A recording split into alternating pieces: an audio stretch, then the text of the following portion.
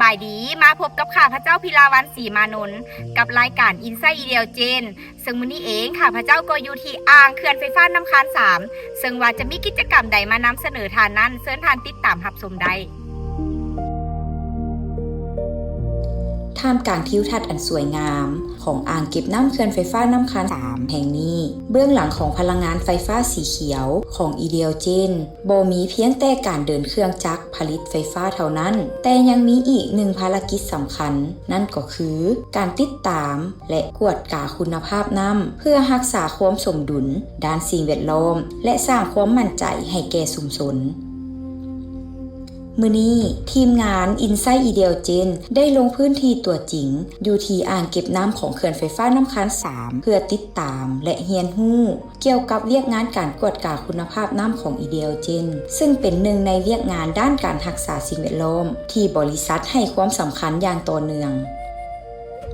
ในระยะเดือนพฤษภาคมที่ผ่านมาทีมงานวิชาการด้านสิ่งแวดล้อมของ Ideal Gen ได้ลงกวดกาคุณภาพน้ำอยู่บรรดาเขื่อนไฟฟ้าที่บริษัทคุ้มครองโดยนำใช้เครื่องมือกวดกาคุณภาพน้ำในการกวดกาวัดค่าด้านเทคนิคซึ่งค่าที่กวดวัดประกอบมี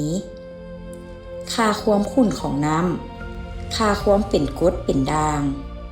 และปริมาณออกซิเจนละลายในน้ำซึ่งล้วนแต่เป็นตัวชี้วัดสำคัญในการประเมินสภาพน้ำและระบบนิเวศหลายคนอาจจะสงสัยว่าน้ำที่ไหลผ่านกังหันไฟฟ้ายังปลอดภัยบ่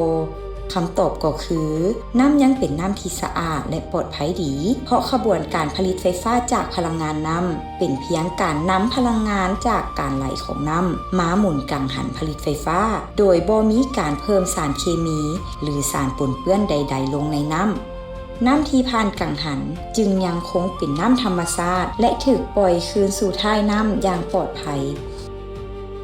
ในฐานะเป็นบริษัทมหาชนที่จดทะเบียนอยู่ในตลาดหลักทรัพย์ลาว Ideal Gen ได้ให้ความสำคัญต่อความโปร่งใสความรับผิดชอบและการดำเนินเวียกงาน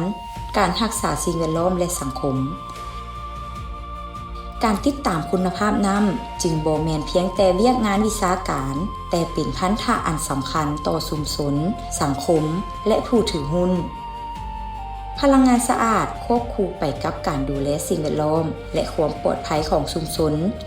นี่คือความมุ่งมั่นของ Ideal Gen เพื่อการผลิตไฟฟ้าที่ยืนยงและเติบโตไปพร้อมกับสังคมลาว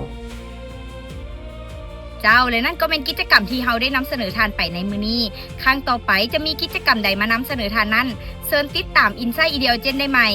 บริษัทผลิตไฟฟ้าลาวมหาชนทางเลือกที่ยืนยงสำหรับทานพลังงานที่ยืนยงสำหรับชาติสบายดี